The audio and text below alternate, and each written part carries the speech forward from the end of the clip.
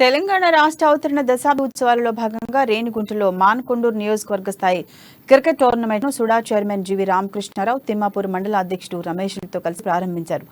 దేశంలో గర్వించదగ్గ క్రీడాకారులు తెలంగాణలో ఉన్నారని జీవి రామకృష్ణారావు చెప్పారు. యువకులలో క్రీడా నైపుణ్యం వెలికితీయటమే సీఎం కేసీఆర్ లక్ష్యమన్నారు.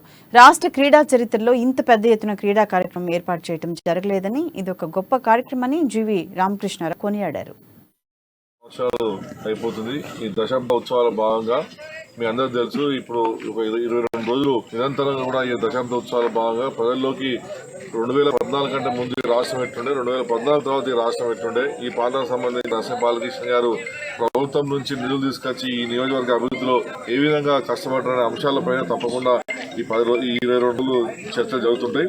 అందులో భాగంగానే ఈ రోజు తిమ్మాపూర్ మండలానికి సంబంధించి నుస్తలాపూర్లో మన ఈ ప్రాంతానికి సంబంధించిన పార్టీ అధ్యక్షుడు సర్పంచ్ రమేష్ గారి ఆధ్వర్యంలో ఈ యొక్క కప్పు ఏర్పాటు చేయడం జరిగినది నరసింహ బాలకృష్ణ గారి పేరు మీద.